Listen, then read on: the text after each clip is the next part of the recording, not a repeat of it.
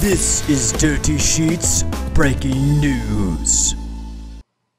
Hello everyone, this is Nick from New York, and this is another episode of DS Breaking News. And on this episode, we are looking at the perception of Shane McMahon within the WWE, specifically how Vince McMahon perceives his son.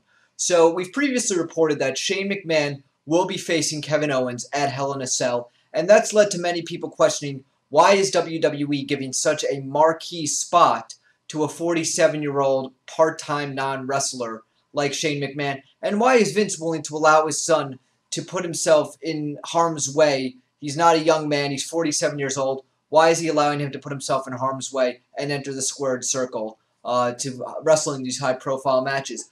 Well, the reason why they're doing this is because the WWE and Vince McMahon specifically look at Shane McMahon as a major draw. So I have some figures here that I'm going to read off that we've gotten directly from our sources that kind of back up this sentiment.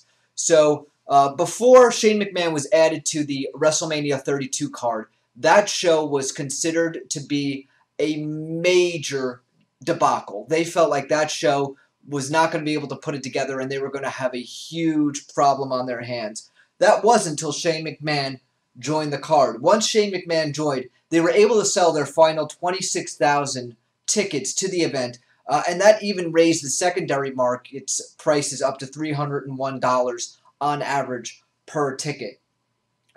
He believes that this was strongly based on Shane's addition to the card, and the event was a major success. It brought in $29.4 million for the company.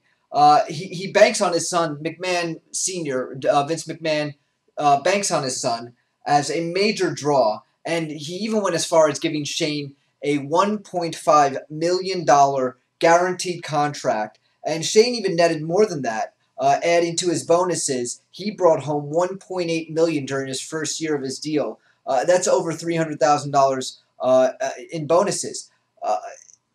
Shane's contract right now, as Vince has said on numerous investors' calls, is purely a talent contract. Shane is not involved in any of the executive decision-making within the company. He plays a WWE executive on TV, but he's purely talent. And this is all purely for the show, where they make him seem like he has some kind of decision-making power within the company. Now, that's not to say he probably doesn't have his father's ear, but Shane did leave the company many years ago because of his inability to work well with his father and his inability to contribute on a executive management kind of capacity. Him and his father just butted heads. Shane had a lot of ideas that Vince just didn't agree with.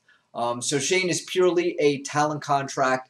He's getting paid a lot of money, and he is going to be wrestling Kevin Owens because they just look at him as a major drawing point for the company and for the network. So thanks so much for watching this episode of DS Breaking News. Give us a like, leave us a comment below, and please subscribe because, as you all know already, and if you don't, you should, we are the #1 source for pro wrestling news and analysis worldwide.